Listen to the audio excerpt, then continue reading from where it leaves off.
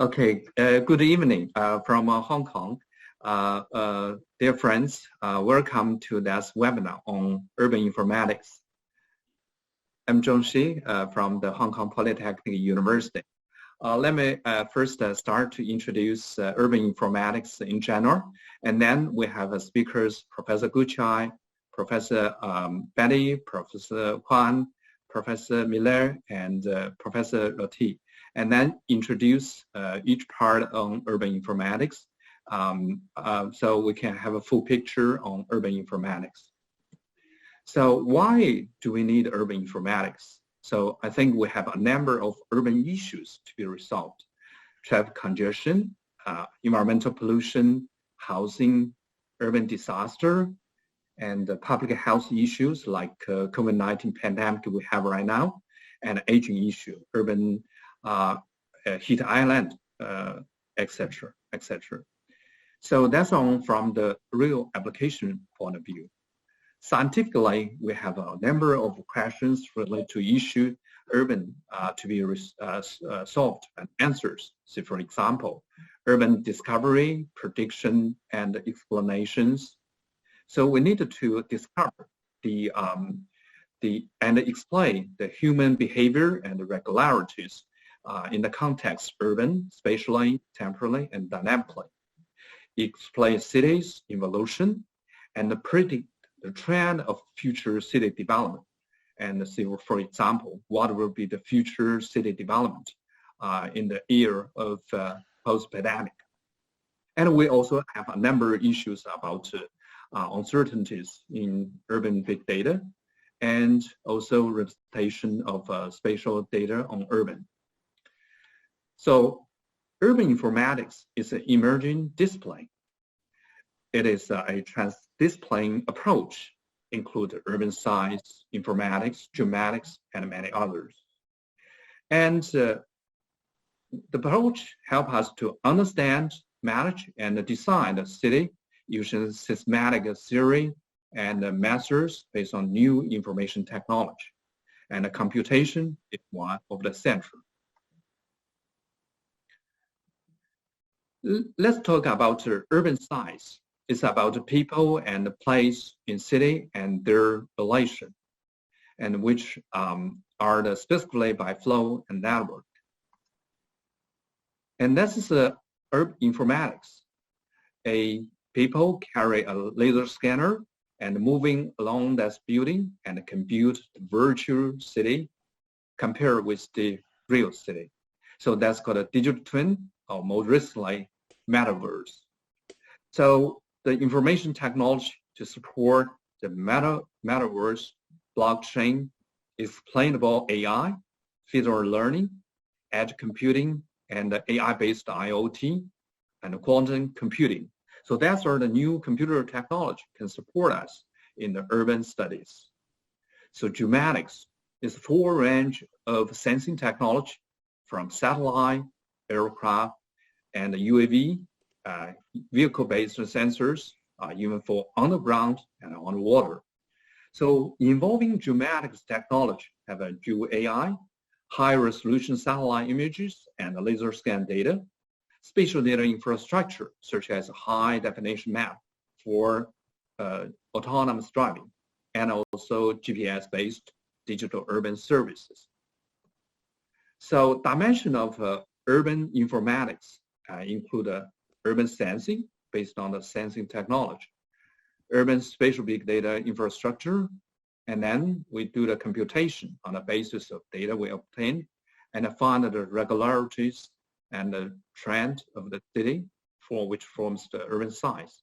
And then the size of our urban size and further support urban applications in a very wide range. So urban informatics is a foundational science and technology for smart city. So we have the urban issues to be solved by spatial information technology, and to support a wide range of smart city like mobility, environment, living, governance, economy, and people. So for the future, the traffic congestion can be resolved or partially resolved by the autonomous driving, shared mobility, and the connectivities. And the environmental pollutions can be solved or monitored by satellite images with image processing and wide implementations of EVs. Urban disaster can be managed with AI, with supported satellite image cognition. This is a landslide we recognized from AI-based solution, deep learning. So the solution can improve the efficiency of landslide monitoring by 6 times. Public health, the spatial data, mobility, and also other medical related data can be used for the prediction of the COVID-19 for a city, like in Hong Kong, 291 cities, regions for the city. Then it will prediction spatial distribution of COVID-19 in city. Housing, so the satellite image and other technology can be used to monitor the land use and future land development. So for the development of urban informatics, then we start with this journal, Urban Informatics. So you are welcome to submit your papers on urban informatics to that journal. Then we publish book, Urban Informatics, with 957 pages and open access, so you can download this book for free. So I understand there are over 800,000 volumes being downloaded so far. So we formed an international society, so you are welcome to join our big family and on urban informatics. So we had a conference in 2017-19. So after pandemic, let's meet again through this international conference in urban informatics. Education. So from international view, you will see MIT, Shenzhen University, and UCL, and PolyU, and many others form urban informatics related program. So you can see the urban informatics is widely used, adopted by education community. I understand our book, Urban Informatics, being recognized as a reference book for this program in MIT. So urban informatics supports the smart city, which is with large potential. So US dollar 400 million in 2020 and 900 billion in 2027. So this is a very significant industry for the future. So with that, I conclude my brief introduction. Thank you. So let's then move to the second speaker. This is Professor Batty. Okay, I'm just going to share my screen. Everybody can hear me. Yes.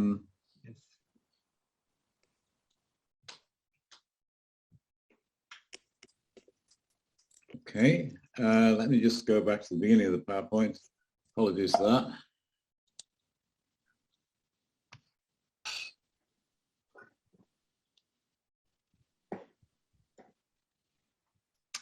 Okay, well, as John has said, there are several different perspectives on urban informatics, and we're dealing in this webinar with 5 or 6 of these different perspectives, and it's inevitable that the perspectives will interact with one another. So I'll be talking about urban science, but at the same time, there are quite extensive implications for what we might define as urban science for a whole range of other things. So, for example, I think last but not least, Eric Miller is going to talk about urban computing, and many of the models in urban computing, of course, could be argued to be part of urban science. So what I will do is I'll begin by talking really about the need for theory in developing models of urban systems.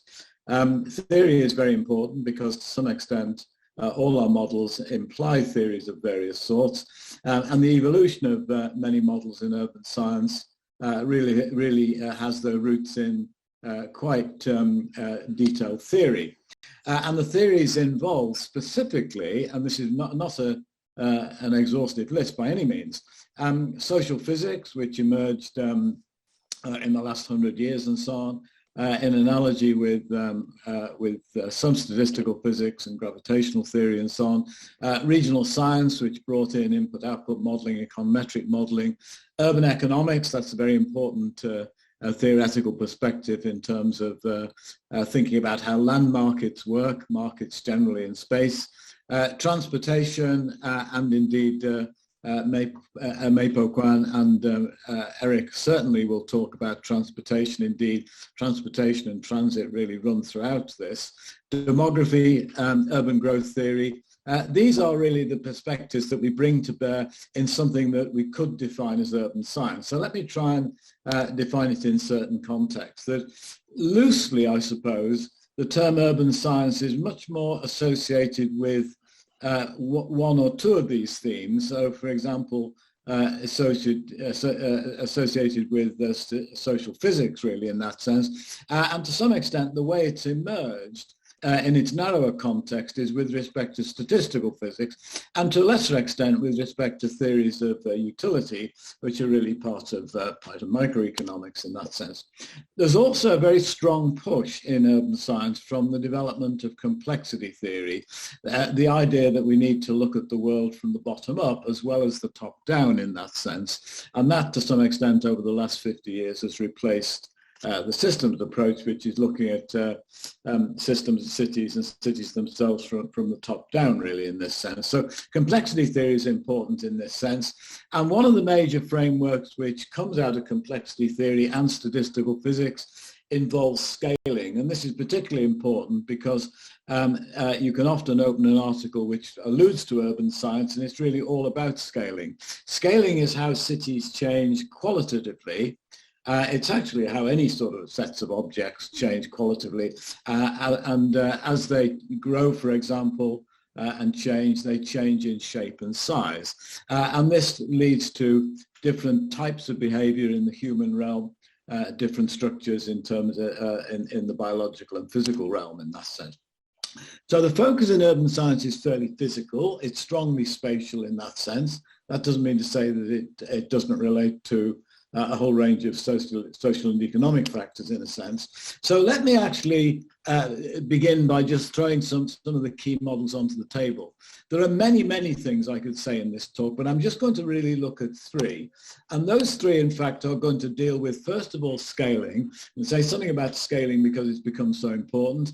I want to also say something about cellular urban development, cellular automata, because to some extent that's the model par excellence, if you like, of a complex system which grows from the bottom up and which actually produces emergent phenomena.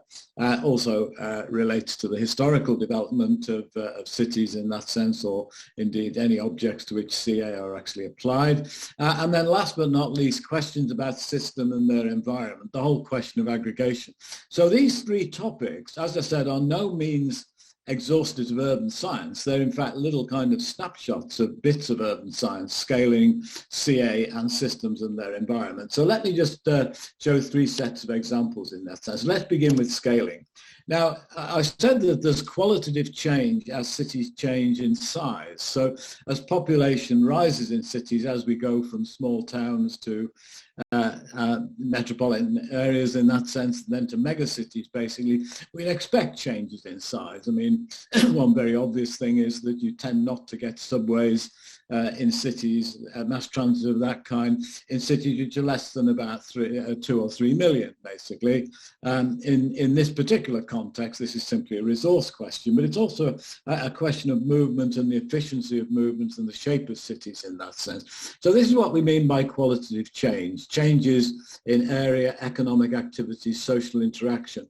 And the basic relationship, which is quite widely used, this appears in economics, as economies of agglomeration, this relationship, and also in biology as allometry. And it simply says that some quantity, let's say, for example, in an economic system, income is proportional to population. That's what the equation says, but proportional to population, but raised to a power which may be greater than 1, or indeed less than 1. Greater than 1, for example, would imply economies of agglomeration. It would, in allometry, it's called positive allometry. And if it was less than 1, it would be negative allometry, and it would lead to diseconomies to some extent, or it would lead to economies which are less than linear in that sense. So we often refer to the relationship as developed for city size as being a superlinear relationship, with the implication that the parameter alpha is greater than 1. So the key, I've just said this, the scaling parameter alpha can be greater than 1 positive allometry or less than 1 negative allometry, and there's a strong mapping onto questions of economies of scale and diseconomies of scale, agglomeration, if you like, in economics in this particular context.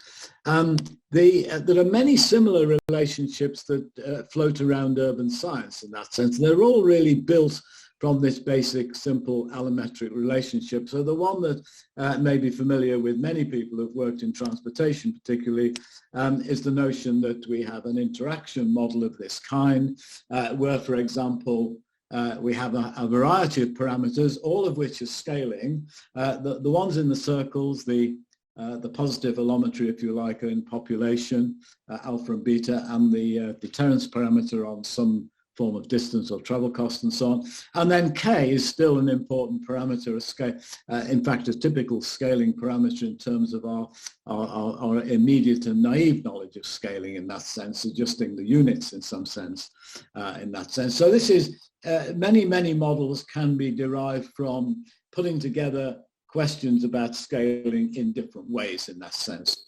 Not going to say any more about that, but that's a very central plank to urban science. And in our book, basically in the edited book, I should say, I kick off the section on urban science by talking a little bit about scaling in that sense. A second aspect is cellular development. I mentioned that complexity theory is driving our field very strongly at the present time, has been really for about 20 years or more. And the idea that things grow from the bottom up, that cities are products, for example, of millions and millions of relatively uncoordinated, I don't mean that in a chaotic sense, but uncoordinated decisions, which lead to emergent phenomena. Cellular automata models are probably the simplest models that have been developed over the last 20 years to do this in a sense. And here are some examples of cellular automata models that generate shapes which are referred to as fractals sometimes. And you can actually see, I'm not going to explain that, but on the left-hand side, those are different neighborhoods that if I were to unpack them and spend 5 minutes talking about how they worked, you would see that it would lead to structures of that kind. So any kind of structure can be seen in terms of how local operations in terms of development in local neighborhoods lead to these sorts of structures. And on the right-hand side, you can see an example where we've had a go at seeing how the growth of Cardiff in this particular context in South Wales appeared over a period of time in that sense. I should also say that the other main thing, and Eric may mention this a bit later on, because I know he's worked extensively on agent-based models. If we think of agents as sitting on top of cells in that sense, then we see a lineage that is quite well mapped out now in terms of the development of spatial agent-based models in that sense. Okay, so that's my second aspect of urban science.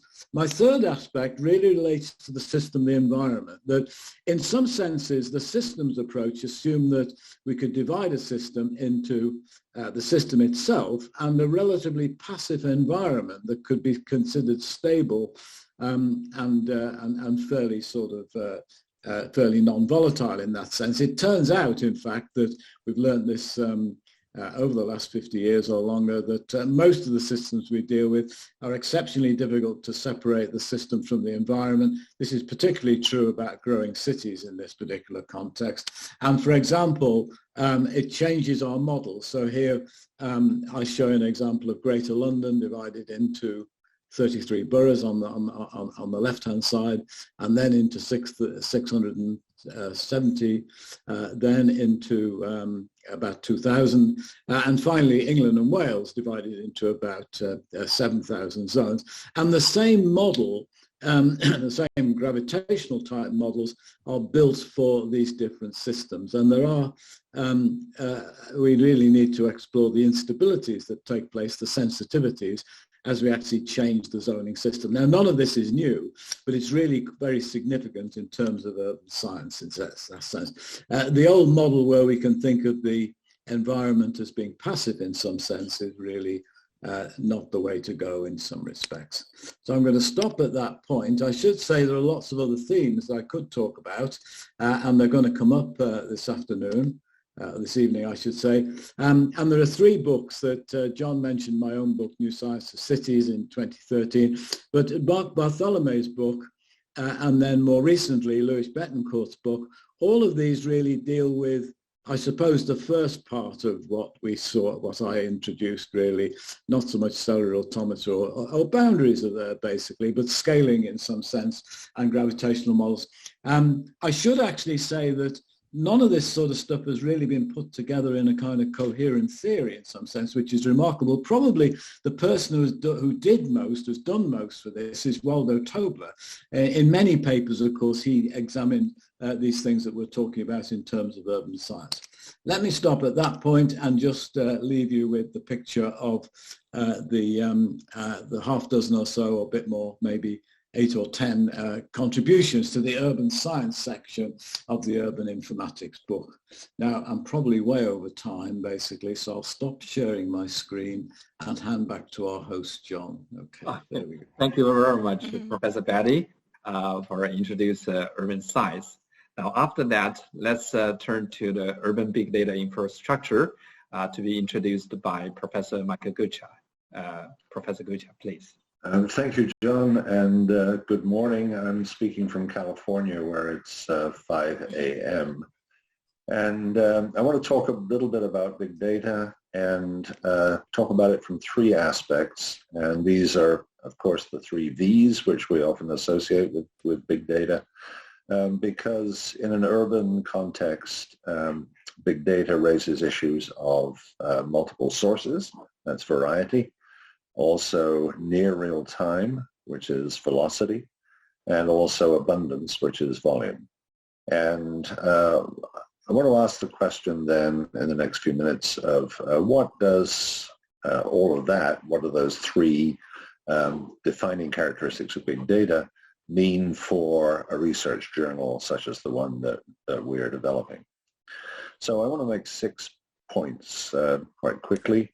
And these are 6 chosen for personal reasons. I'm not suggesting that these are the only 6 in any way, or even that they're the most important 6, but they do, to me, capture the questions that I really think are important to ask in the context of big data infrastructure for urban informatics. So the first question is data integration, because if you have data coming from many, many different sources, it will be coming in different formats, which are essentially interoperable, not interoperable.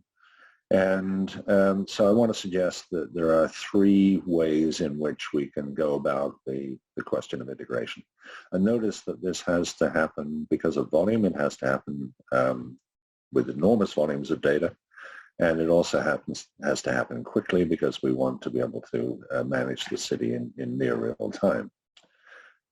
So first option is to use location as the integrating indicator. And this is what we very often do. We assemble data based on reference to common locations. This then reflects my own interest, which is geospatial interest. And I want to talk a little bit about the accuracy issue. So accuracy is an issue, and when it comes to GPS, we have to remember that it's virtually impossible to resolve a GPS location to identify the floor that a person is on in a building.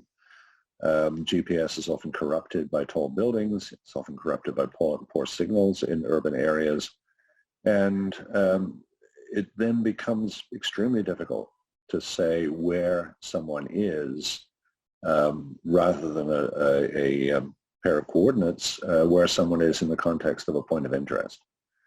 And even more difficult then to define who someone is with based on two observations based on GPS. We have alternative technologies, so we have Bluetooth, which may be more efficient for determining who someone is with, and we have Wi-Fi and other technologies for urban, for interior location. But nevertheless, accuracy will always be a major problem if one wishes to use location as the integrating mechanism. Notice also that increasingly time is part of that same method of integration, because we want to find out whether we can integrate data based on space and time, where something happens and when it happens. And then the third possibility is to use some unique identifier. So we integrate data based on a person's name or other unique identifiers, and very commonly what is used here is the device ID, the IP address, because it's assumed that when we're dealing with the same device, we're dealing with the same person. That, of course, raises enormous issues of data privacy, which are bound to be major issues of urban big data infrastructure. It also raises issues of who controls the data. Can we achieve something like personal control, a person having control of his or her own data? Because, of course, in the current situation, control of data is all too often in the hands of third parties, particularly large corporations. My second issue is then the accuracy issue, which I've already referred to a little already, because we really have to ask whether the data that we have available for some piece of analysis, some piece of research, some decision making, whether the data are sufficiently accurate to be fit for use. And a major example there has been, in the past few months, the use of GPS for contact tracing, where the inability to be accurate about the third dimension and the inability to be accurate about a point of interest has been a major issue, and has led really to the unraveling of many efforts at contact tracing using location. The third point concerns data ownership, and this is, of course, at the present time, data ownership is an extremely complicated issue, with data being fragmented over many different ownership, different corporations, different government agencies. And we've seen this happen recently with increasing attention to what might be termed ping data. These are the pings, the observations that certain devices were at certain locations at particular times. And the recognition that ping data, which is now available in massive quantities, is being assembled, aggregated, and resold for marketing purposes. And of course, part of this comes from the reluctance of people to carefully consider the terms and conditions of use of various apps, so that it's all too easy for the developer of an app to harvest ping data from the users of that app and to aggregate it, integrate it, and resell it. So the open question there surely is how to regulate. How should we regulate ping data, the acquisition of ping data, the reselling of ping data? And there I have to say that Europe is well ahead of the United States in the passing of regulations over ping data. My fourth issue is the location of computing, and John has already referred to this briefly. The question here is, where should we compute? Should we compute at the sensor? So what sort of processing should occur at the sensor itself? And an example there is the use of filtering for GPS data. So that what we often see as GPS data is quite heavily filtered and adjusted by the GPS device itself. Should we compute in the drone? Should we compute in the satellite? And the very open question as to the scale of geographic aggregation of computing. Should we think of computing for an entire metropolitan area, all of Hong Kong? Or should it be broken down into constituent parts? In Los Angeles, for example, should we be thinking about computing at the level of the municipality? Because there are many, many municipalities, almost 100 municipalities in the county of Los Angeles. And in many cases, this is a matter of serendipity. It's a matter of chance as to where the computing occurs. It may be a legacy of earlier times. Our arrangements for computing the massive big data of big data infrastructure often date from previous arrangements and previous political decisions. And then I want to talk a little bit about edge computing, because edge computing asks the question again, where should we compute? And there are many, many possible solutions which are very different from the kinds of traditional solutions that we've had. And then finally, I want to say something briefly about the long-term impacts of big data infrastructure, because I think any research on big data infrastructure needs to consider those long-term impacts. I'm thinking here of the kinds of communication networks. If we're thinking about mobility in a city, we need to be thinking not only about mobility of vehicles and mobility of people, but also mobility of information. And the networks that are used to communicate information are very much part of big data infrastructure and raise numerous questions about how to organize the networks, how to develop them further, how to avoid relying on networks that are legacies of past arrangements. And if we were to go a little bit further, perhaps we should go into the impacts of big data infrastructure on land use. What kinds of changes are coming in the city as a result of the development of big data infrastructure? And I'm thinking of changes of retailing land use, which are right now very dramatic.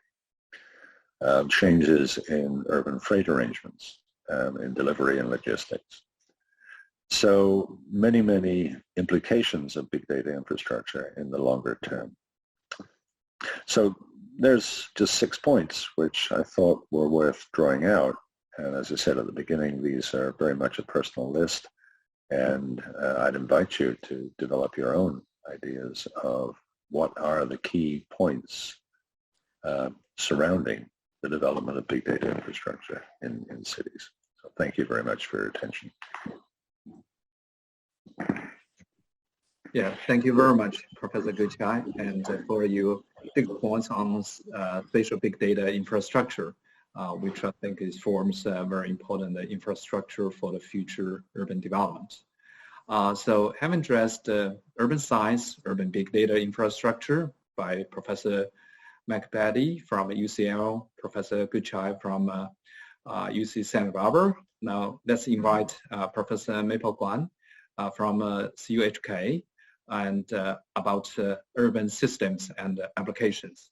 Just before that, may I announce we have about over 13,000 audience from WeChat, about how many? About 3,000 from Bilibili and 150 from YouTube. So probably later on we will have more. So I'm very glad many people shows their interest on urban informatics. Then let's continue. Mei-Po, please. Yeah. Yeah, thank you, John. Thank you, everybody, for coming. So I talk about urban systems and applications using new information technologies and data on urban issues. The applications include, for example, in the book of Urban Informatics about human mobility and travel, urban fleet systems, urban resilience and disaster response, urban crime, urban governance, the use of remote sensing for environmental modeling, health and well-being, and urban energy system. In the interest of time, I can only talk about two, human mobility and travel, and health and well-being, which I'm very familiar with.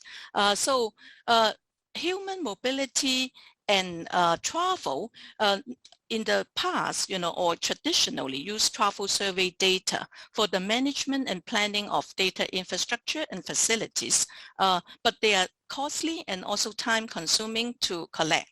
But the sample size of the travel surveys are often limited when compared to the source of urban big data, for example, mobile phone data and point of interest data. So much recent work also use various types of geospatial big data, for example, mobile phone data, taxi trajectory data, to examine human mobility patterns. So I'll show one example of my work with Jung-Wan Kim in this paper. We look into the impact of COVID-19 pandemic on people's mobility using big mobile phone data, and it's a longitudinal studies of the US and looking into two waves, of the pandemic's impact on the human mobility. So with mobile phone data, we have individual daily travel trajectories captured by the phone record, and then we are actually, reconstructing, how they move daily, and looking into the maximum distance from home to any daily activities. And then so we average the people selected in the county, and then looking into the medium of the county. For example, we have, in Cook County, 5 kilometer. Cook County is in Illinois, in the United States. So we run, like 6 longitudinal model, but this is, in the interest of time, I'm only going to talk about the key finding, which is actually when people first have the pandemic, they drop their mobility and very quickly move up. Yeah, so no time to talk about this modeling result.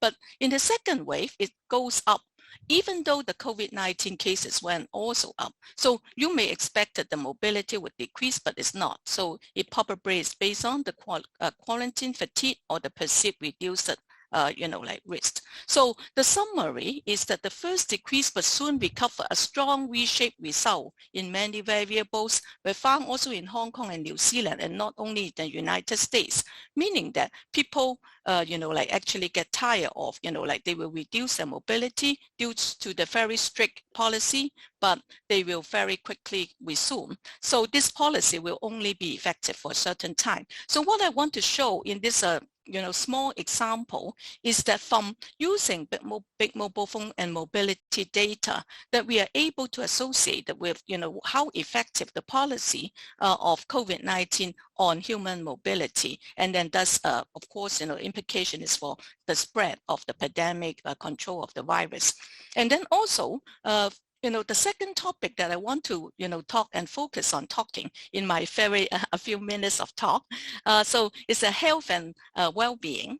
The innovative method for collecting individual data for examining health and well-being of urban residents. For example, we can do mobile sensing, we can do tracking, GPS tracking, and the machine learning in combination of a multi-source geospatial big data and also travel diary, and also a lot of new innovative technology can be a very fruitful direction. So I would say one key thing is that we want to measure very accurately the environment. However, the exposure always does not mean that it's causally related to the health outcome. And then this is related to, one of the possibilities is the uncertain geographic context problem, which is a very major methodological challenge because we may not identify the space and time correctly, and then thus, lead to erroneous results. So how to delineate the contextual unit in space and time is very important. So we build in many cities, smart city environment, sensing system using multi-source, for example, remote sensing, street views, using the innovative street views LiDAR and monitoring stations, POI, land use. And then we also combine it with the real-time personal monitoring by people carrying devices looking into the trajectory, the air quality, and sound meters to the every seconds. And then we want to build the exposure assessment related to the health outcome. So basically we have develop devices, methodology, very complicated with, geospatial big data set and also personal sensing in many cities. And then we're also looking into every second, there's air pollution differences and also associated with the GPS tracking and space-time and activity diary and also noise level every second. And also we have ecological, the momentary, the moment, at the moment, how do they feel about everything?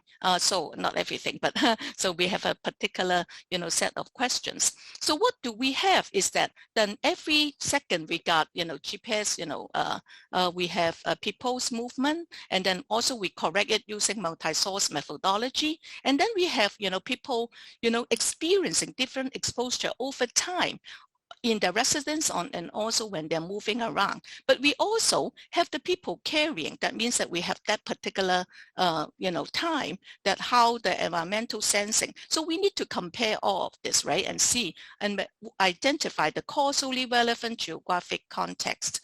And then,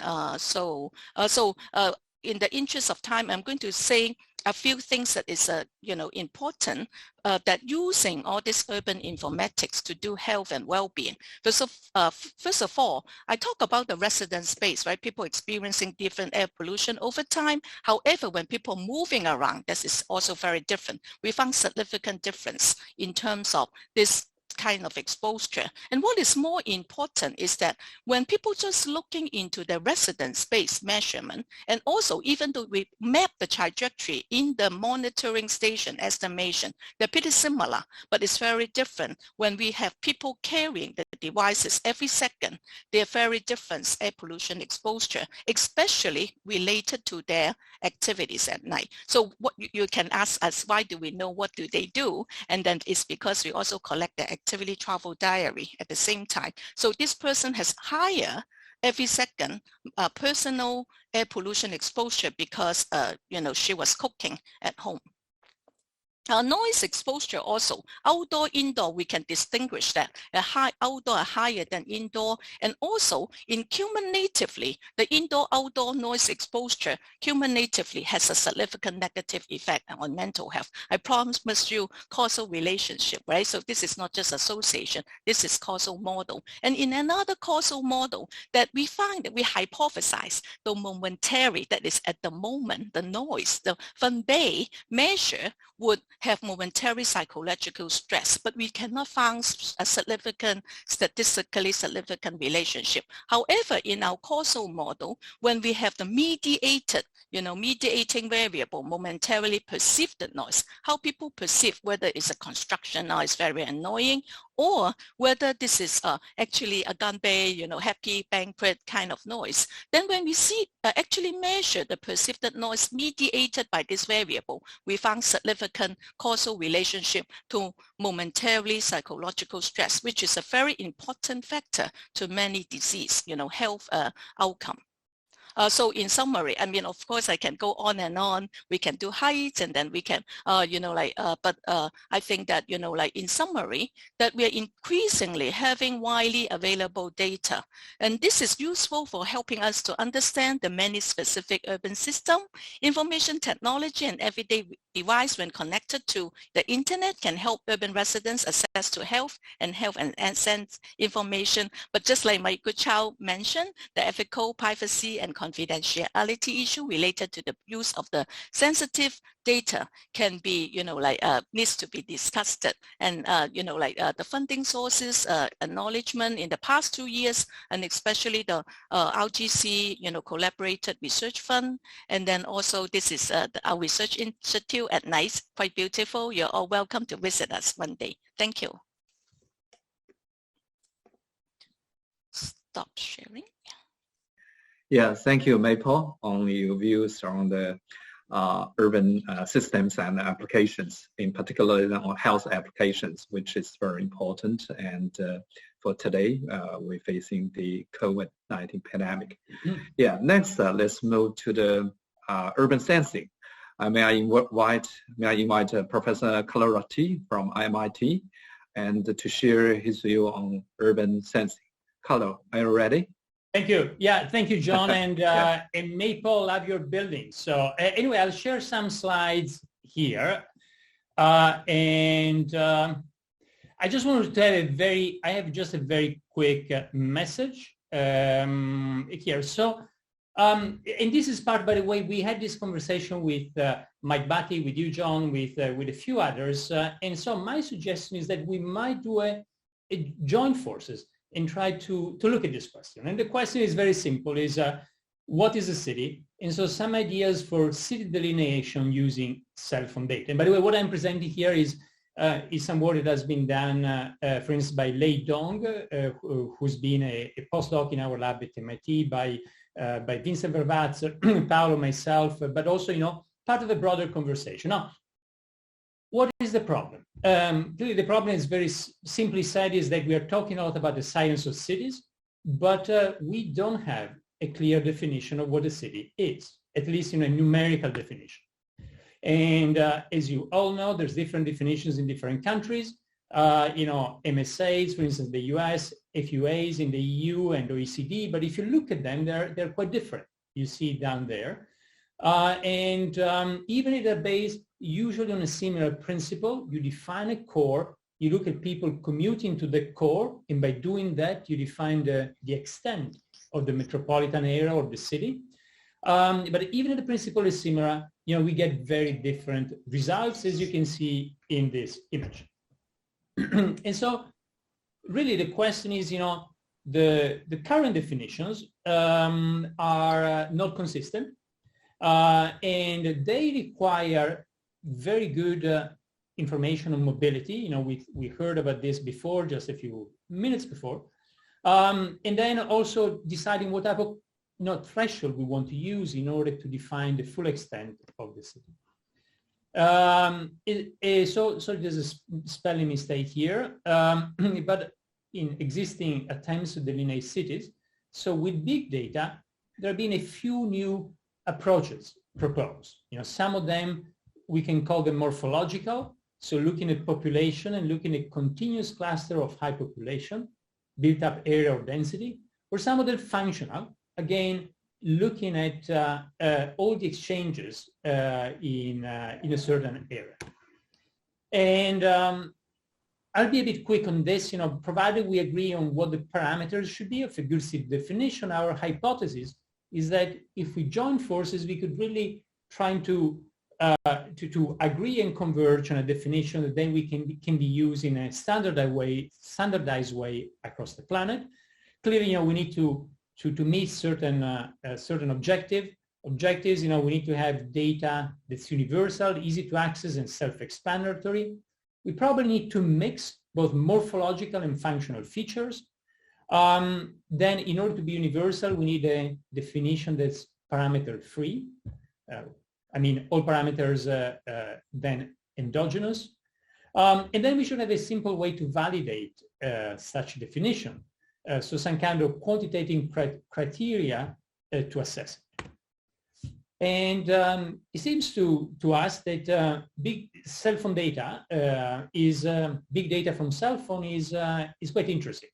The infrastructure for a cell phone is the same all over the world, and it can help us to collect that information, both about population and about mobility. So we got both of them collected in a standardized way or across the planet. If you think about 4G or 5G or 3G, whatever, we have the uniform way to collect this all over the world.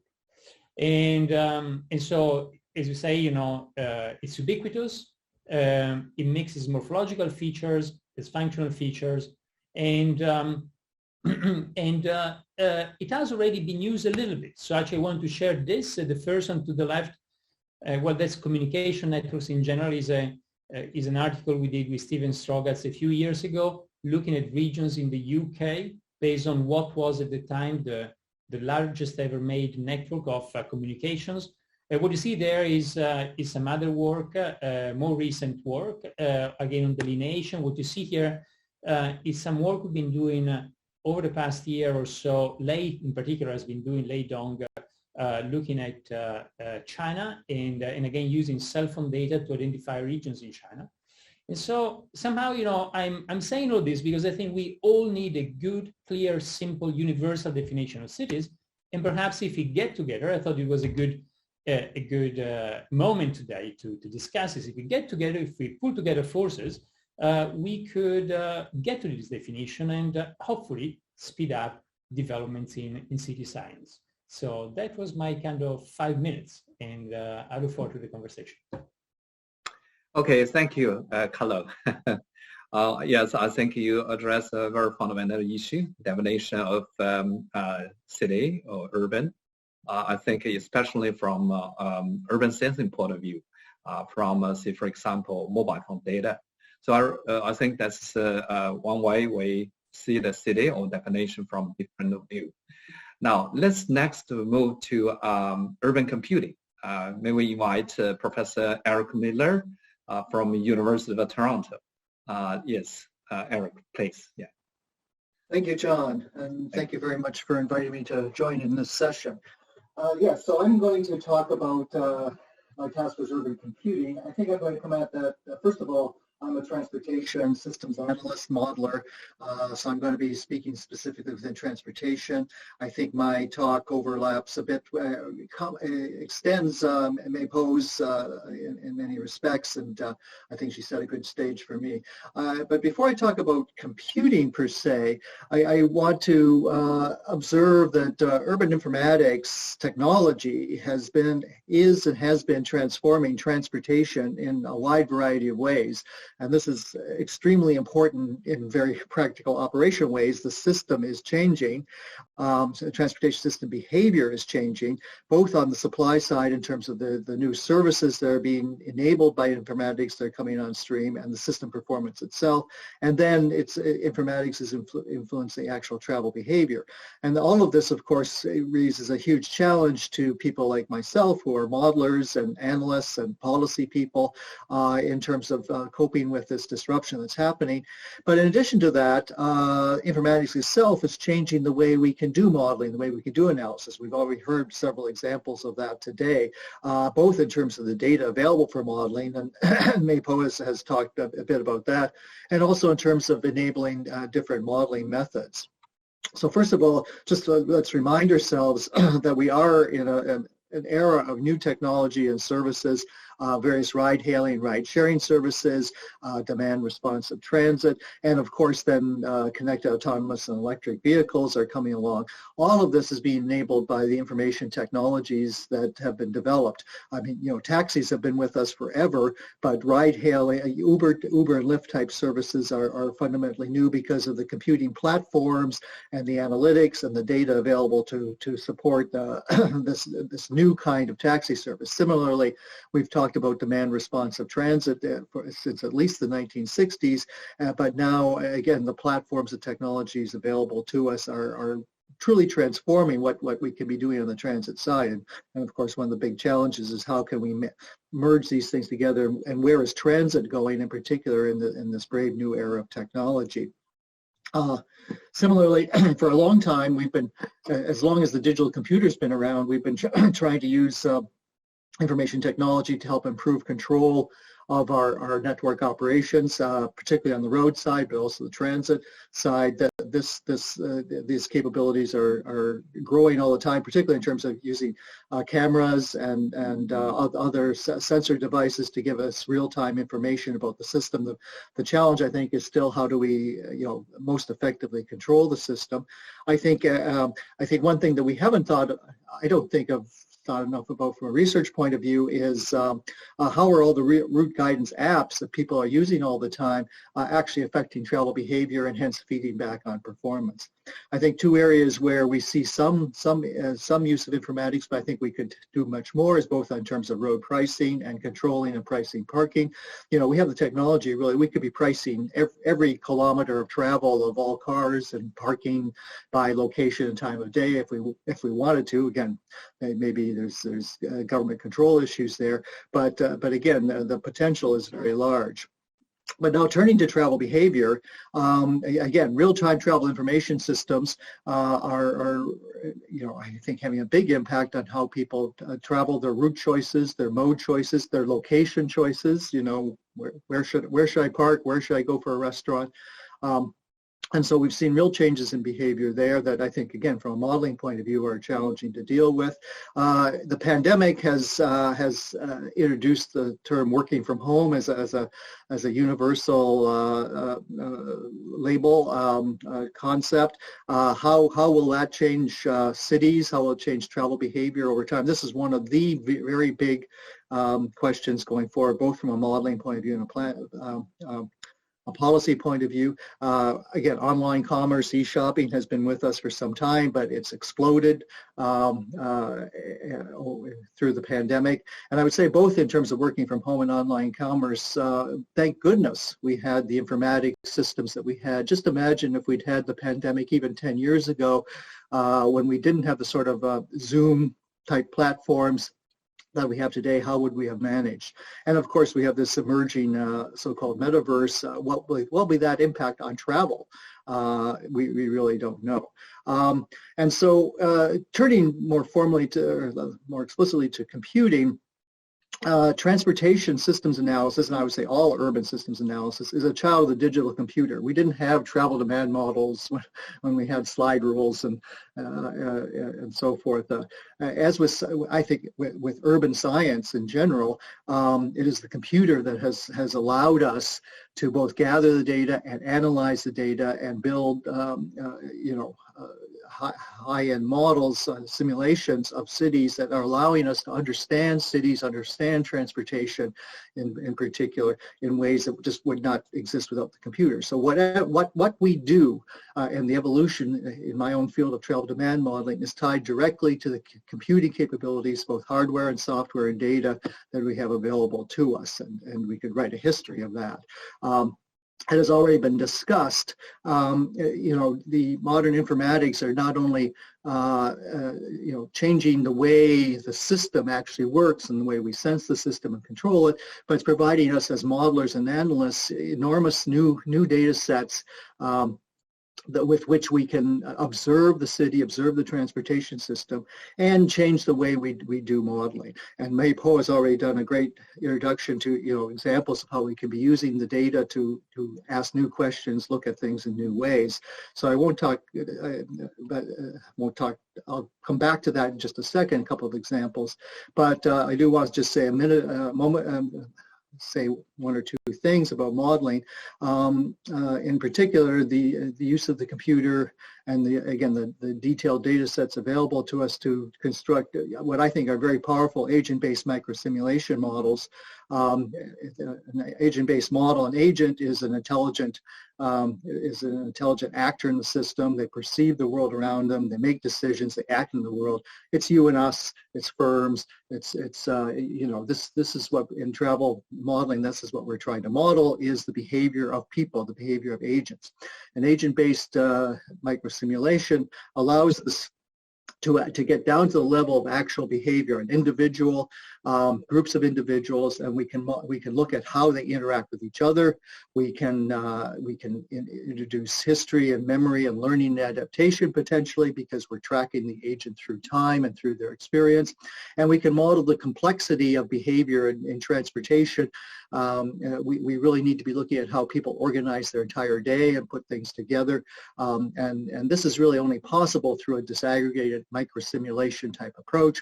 And again, it's only possible to do within advanced computing. And just as one example of this, we've spent a lot of time building travel demand models in the Toronto region, agent-based microsimulation models, which are actually in operational use in the cities.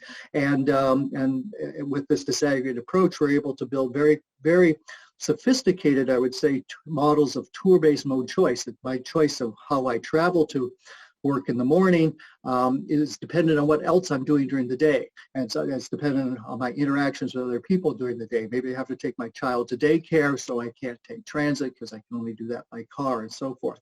And so the ABM approach allows us to represent that complexity, but actually in quite simple ways. And what we found through this approach is we're modeling very complex behavior with relatively simple models. And I see my time is pretty much up already, but just as a couple of other examples of using new data. I think an interesting study we did in Montevideo, we had both cell phone data, the cell tower trace data, we had transit smart card data, and we had a traditional, quite good but small travel survey data, and we actually developed data fusion methods to try to bring together all these data sets to impute travel modes, attach travel modes to cell phone data, which is actually quite a challenging task. And then another example, a COVID-19 example, we've already heard some talks about that. A big question in Toronto and I think other places, we hear a lot about people moving out of the city and moving to more suburban or even rural locations for more space and so forth.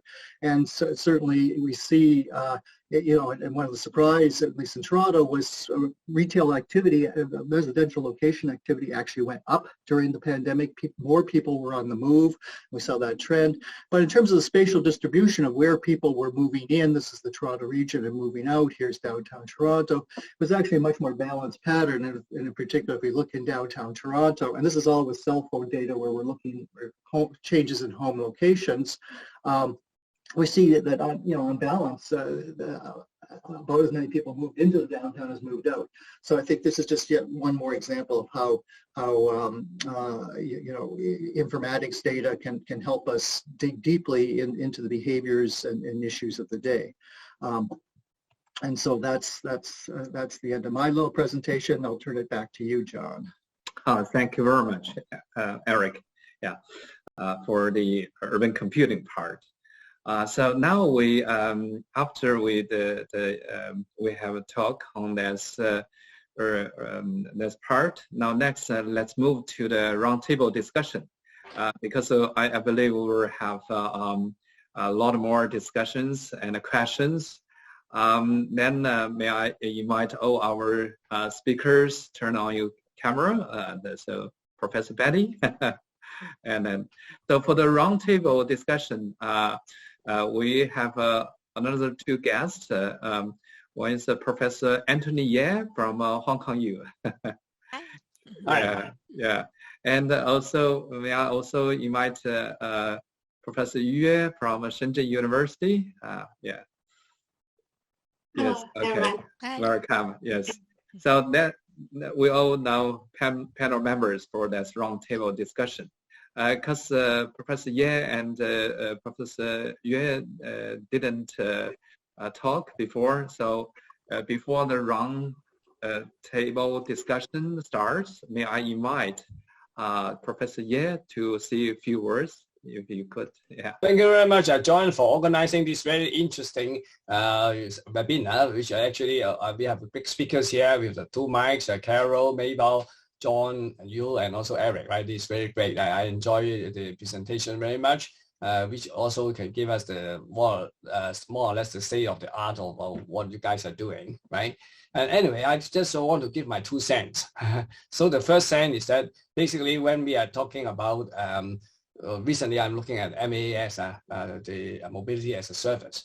And we are interested to know about, as a geographer and also as a planner, is about what we used to call spatial variation, right? And nowadays, a new term called spatial heterogeneity, which I just learned, right? Of the demand and also the supply side.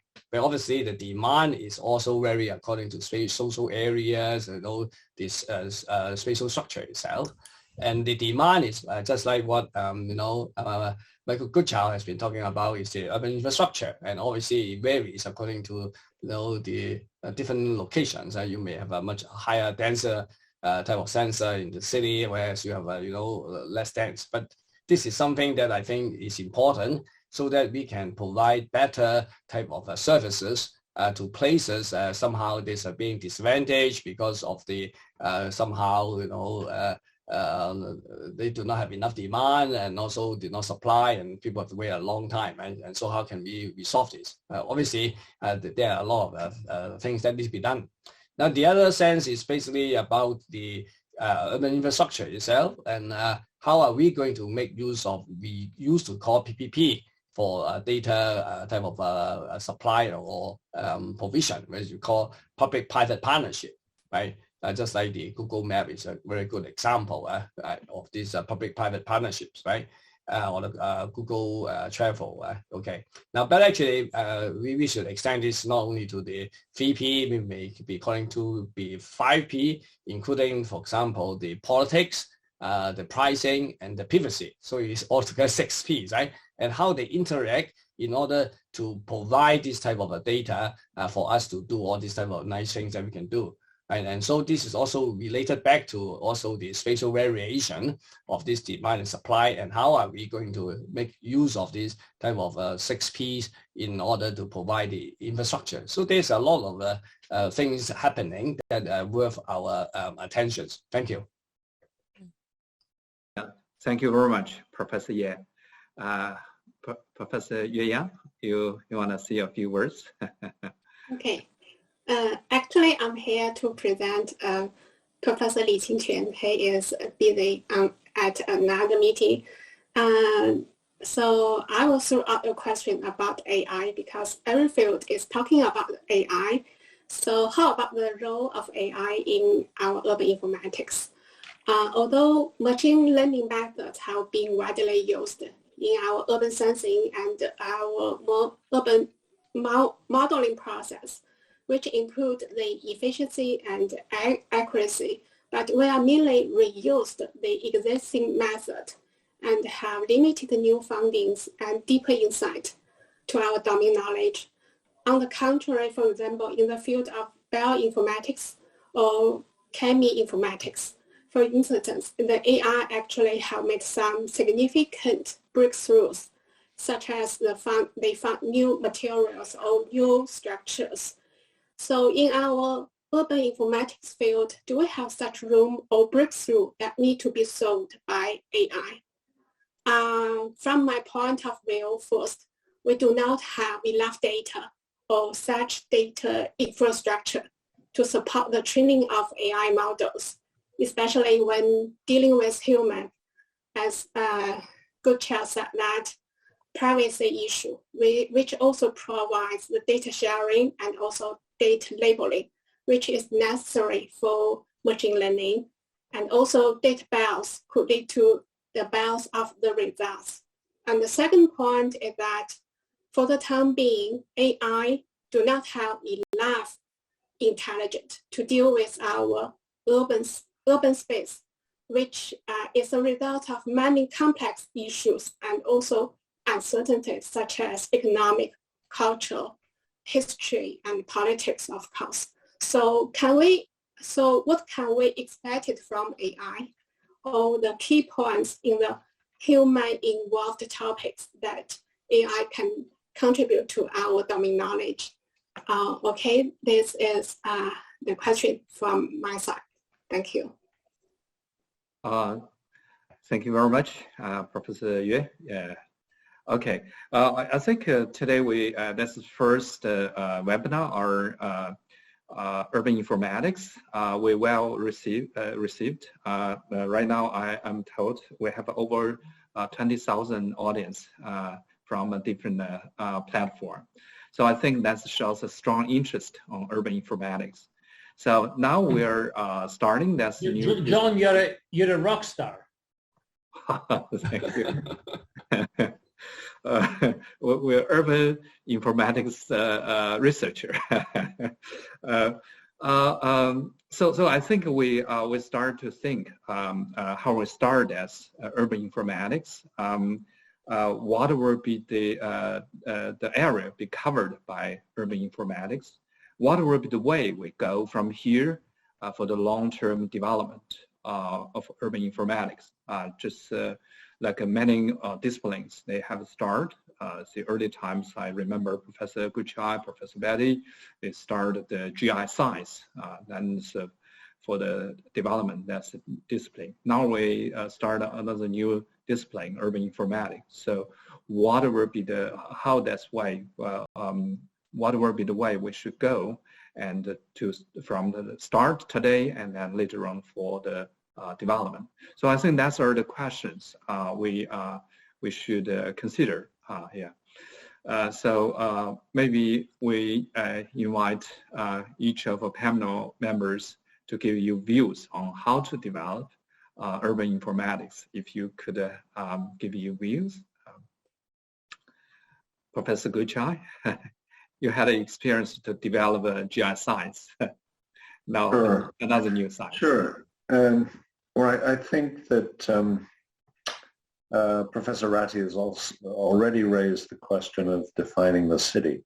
And I think one thing we have to bear in mind in developing a journal is that cities are not isolated. They're not well-bounded, and they interact with their surrounding hinterlands. They also interact with each other as a network. And so I think it would be foolish of us to rule out papers for this journal that look at a city in the context of its surroundings, and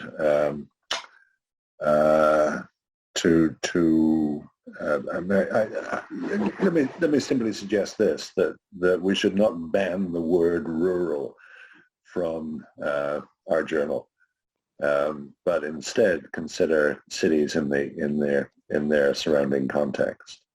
I thought the question that Professor Yu raised about AI was very interesting. What can we expect from AI? And at the moment, I think we are somewhere caught between a view that AI is the answer to everything, and on the other hand, some very deep and well-founded skepticism about the power of AI. So I think if there is one question that this journal can help to resolve, it is that question. What exactly can we expect from AI? And not just in the short term, but also in the longer term. And there are many, many different perspectives on that question, which I think the journal should welcome, because it is, I think, in many ways the question of the moment, given the popularity of AI, the expansion of AI, and the potential power of AI. So I suggest that we make that one of our key questions in developing this journal. Thank you, Professor Yu. Yeah, Professor Batty, your views. Okay, there's no question that urban informatics is very strongly related to computing in many senses. Eric made the point several times about the impact of computing on our field, and we all recognize that what we've talked about today is wouldn't really exist in a form without the digital computer in this sense. So it seems to me that is something that should occupy, sorry about this, somebody phoning me from somewhere,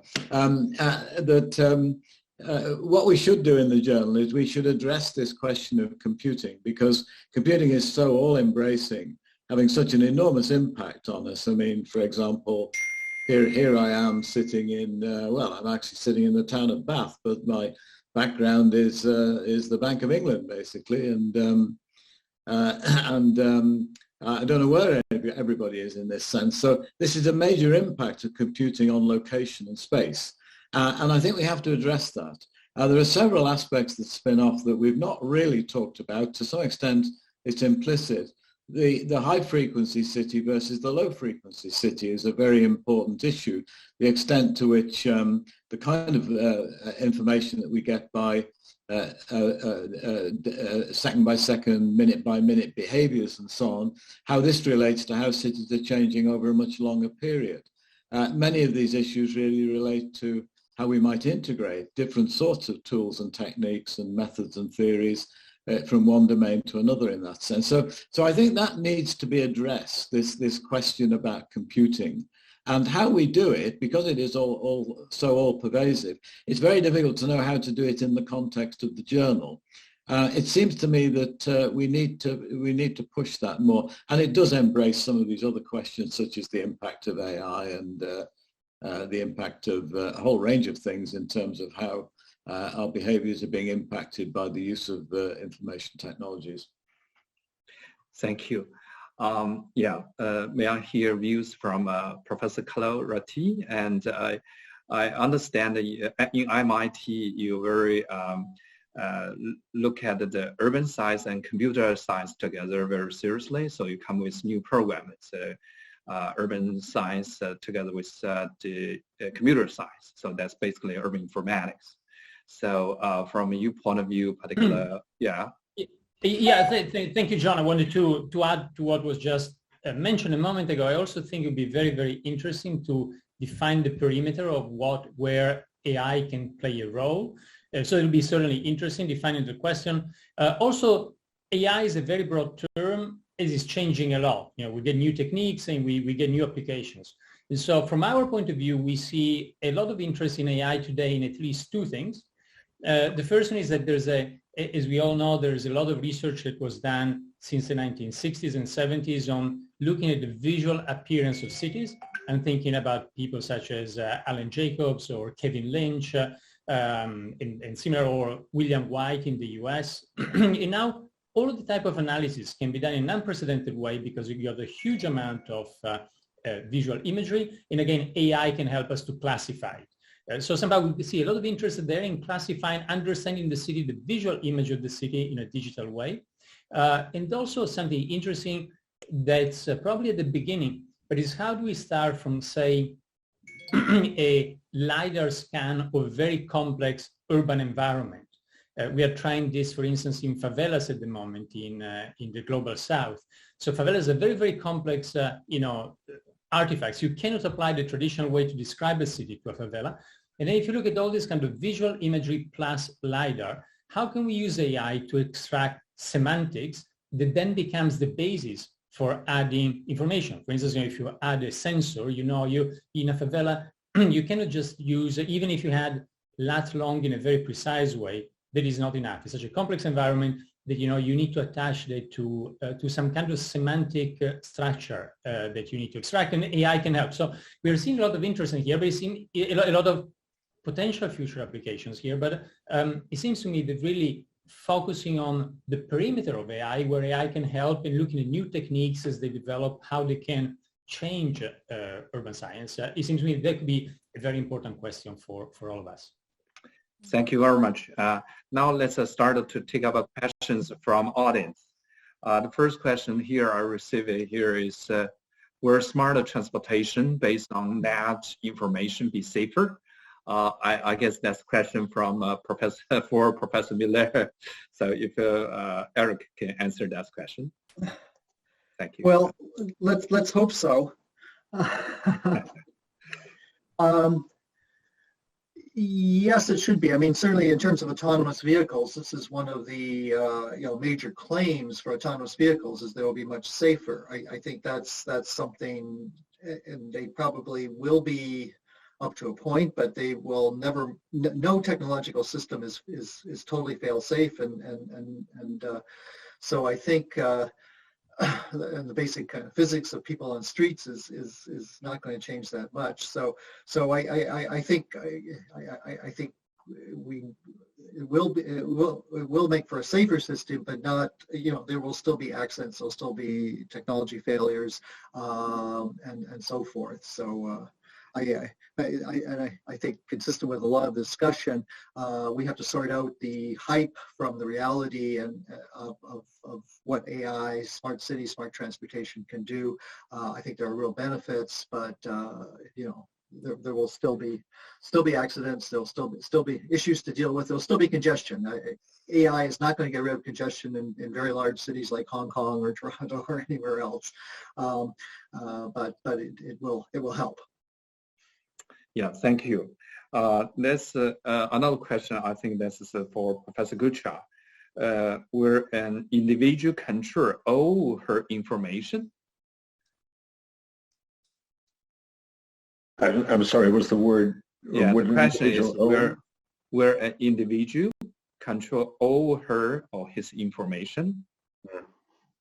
Yeah, I think that's a wonderful dream, an ideal. And I suspect that it is in practice not attainable. It would be lovely if I could walk around with a thumb drive around my neck which contained all of the information about me, and gave me power to deny access to my thumb drive as I wished. That, unfortunately, I think is not going to happen. I think there are some instances of information that we do in fact control, and I've always thought that the one item of information that I actually control is my CV, which I am solely responsible for maintaining. And I would love that to be extensible. I've in the past compiled information about, for example, my own travel. But it's a lot of work to do that, and I suspect that other people, some of the large IT companies, in fact do a better job. Yeah, this is something that colleagues have referred to as the balkanization of the quantified self, implying that the quantitative information about the individual, about me, is maintained in many, many different places under many, many different guises. And assembling it all together is going to continue to be extremely difficult. So yes, a wonderful dream, but in practice, probably unattainable. Okay. So the next question is how is urban informatics different from GIS or geoinformatics? So I invite Professor Batty to answer that question, and also Professor Goodchild or supplement more. Okay, yeah. I'll leave my Goodchild to deal with GI science, because I wasn't responsible for that at all. But back to the beginning of the NCGIA. Well, in many senses, what is new and what is old really is quite an interesting question when it comes to different branding, different movements, and so on. And to some extent, I think that the reason why we define things in the way we did, and the reason why we selected a variety of chapters in the book on urban informatics, and if we take urban informatics as being what's in the book basically at this particular point, I know that we need to be a bit more a bit tighter than that really, but in terms of what's in the book basically, they seem to be important perspectives which had sort of linked to what was going on already within thinking about tools and techniques and models for cities, and also the development of new information technologies. Sensing is a classic example. So we've seen a lot of those. So I think it's a question of degree. It's not a new field per se, really. It's a rebranding, and we do this all the time. And I don't have any apologies for it. We do this all the time because, you know, things are developing, things change in that sense. So, but I do think that, as I said before, that computing is pretty central to urban informatics in this particular context. I think you could write a lot of what was written in the book and change the emphasis in some sense. Obviously, some things in the book are very much to do with computing in that sense, but I think there's a lot in the book that really relates to you know, what's been going on in urban studies and transportation and fields of that sort and so on. That's not a very satisfactory answer, because it's not an answer at all in terms of what is urban informatics. I mean, I think we'd be hard pressed to define it per se, like many of these things. I'm going to ask Mike to follow that.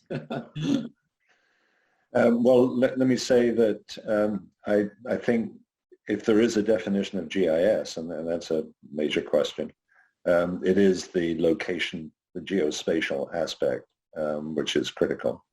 And so to find examples where urban informatics differs from GIS, all we have to do is find examples of urban informatics that don't involve location. And of course, there are many, many examples. So many databases which are undoubtedly part of urban informatics don't contain location data. So for example, data on individuals that where the actual location of that individual is not recorded, immediately give us an example.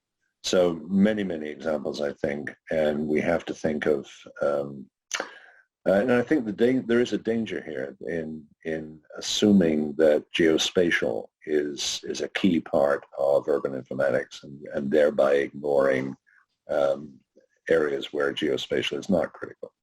And that's something that people on the outside will often accuse GIS of fetishizing the importance of location. Okay. Yes. Any other comments from our panel members here? No, I think when we talk about urban informatics, one of the new directions, I think will be actually is already here, but somehow may not have enough discussion. It's about how we can work together with what is known as digital twins, right? And that is basically related to, for example, like safety issues, right? And so with the interactions of the cyberspace and also with the real space, by using the sensors as some sort of a bridge, we should be able to make the city at least more efficient, much safer. For example, like, if we are talking about traffic, right? Obviously, in the old days, we can't use this to control the traffic lights, right? So this is basically digital twins in operation for a long time. But I think it's go beyond that. For example, like the environment, and if we find that there's a lot of pollution, and we may want to somehow give warnings and do some sort of different things, right? And I think this will be some sort of the application size of urban informatics. Now, for the journal itself, I just want to maybe give some suggestions. Maybe you can join and organize some special issues so people can really concentrate and focus on certain area, the state of the art, and just continue the book, basically. Because the book is also containing the different chapters on the state of the art, which is, I think, my students find it very useful. Because 2 years ago, we have started this master degree of urban analytics. This is the third year now we are recruiting students. And it seems to be quite popular because a lot of students want to learn this new technique in analyzing the data that we now collected, although we are not really urban informatics, but part of urban informatics. But I think that is a lot of, in the next 10 years, it reminds me just like Goodchild when they were talking about urban geoinformation science, right? Mike, you still remember we have a discussion in Carlo, right? In the IGU spatial data handling, and we talk about that one, right? And now basically it's there, right? And so now we are having a new era and a new direction. Thank you, Professor Ye. Yeah. John, yes, I also want to add that I have been enjoying all the discussion about urban computing, urban infrastructure, AI, and GIS science, urban science.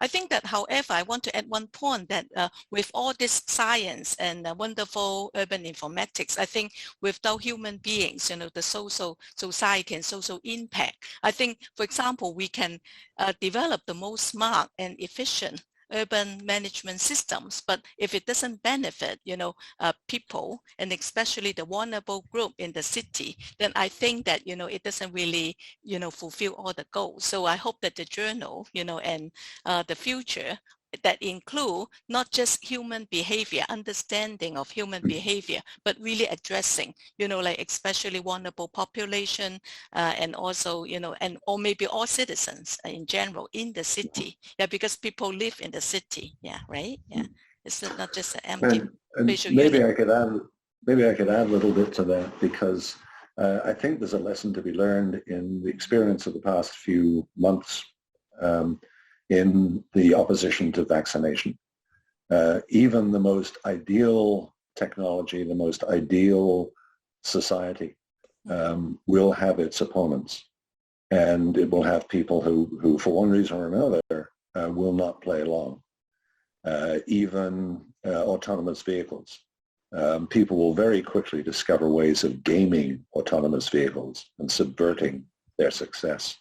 And I personally experienced some very simple examples. As a pedestrian, if you wait at a crossing and fail to indicate your intent, that is totally confusing to an autonomous vehicle that is left with, doesn't know what to do. So I think to think through some of the lessons we've learned over vaccination and their application to these new technologies, I think will be very useful and very, very interesting. Thank you, Professor Goodchild. Another question is about what role does GIS play in metaverse? Maybe if you want, John, I'll take this one. Oh yes, but Carlo, really, please. Yeah. just to add to what Michael was saying before, but it seems to me again, if you wanted to give a definition, from GIS to urban informatics, is really about the multidimensionality of the digital twin, sometimes unrelated to a physical anchor. And the metaverse is one of these examples. So somehow it's this multidimensionality that can work with networks, with things which are not anchored in a very precise physical reality, but actually they can add multiple dimensions, multiple layers that go beyond it. And so in this case, I think, we could certainly imagine the metaverse as a nice space for some of the simulations Mike Batty was talking before, for some models for synthetic cities, again, as part of this multidimensional way to represent the physical world, and not only a representation which is anchored on lat-long coordinates. Yeah, thank you, Carlo. I probably can supplement a little bit. I think for geomatics, and that's more than GIS. So say, for instance, we use laser scanning technology. We use a photogrammetry system to build a 3D model. That's form the basis for metaverse. So that's I think for 3D modeling, part of GIS can help on the 3D model part. I think that's a part of roles I think at least GIS can play in that metaverse. I look at time, and then so we've been discussing here for 1 hour and 45 minutes. So that's longer than we expected at early time. So I think we addressed quite a few of the questions, ranging from autonomous driving, AI, metaverse, and also pandemic, vulnerable society. That's I think, very important part for urban informatics. We both, I think, concentrate the technology part, but also the urban issues, and also the human being, and the different factor, different part of the human being should be take care in the urban informatics study. So I think that's perhaps what we should go. Now, finally, just before end, then I would like to say today we start that's the urban informatics discussion among our community, people who are interested in urban informatics. This is a surprise to us. We have over 20,000 audience today to join us. That shows great the interest to this new discipline, urban informatics.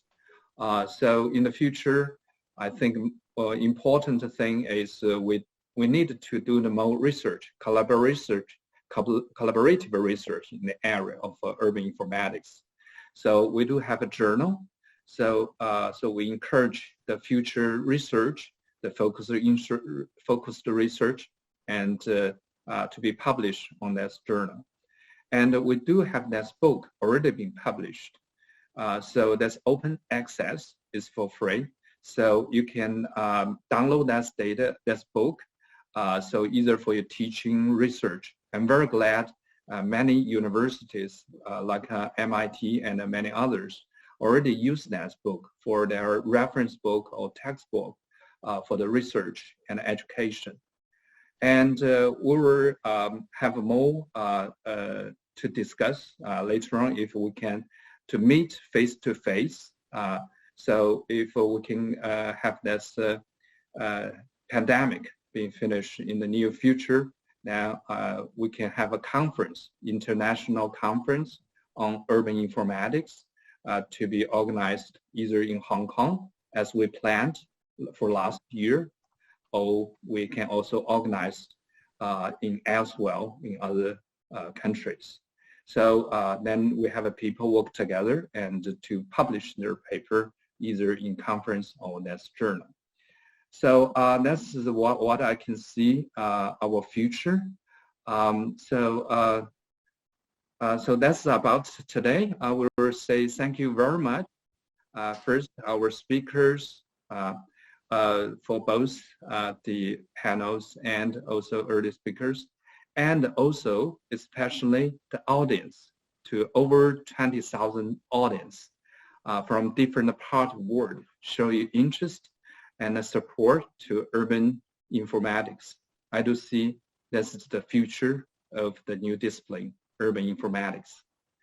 Okay, so so with that, should we conclude our first webinar on urban informatics? But we do have more in the future to see each other. Okay, bye-bye.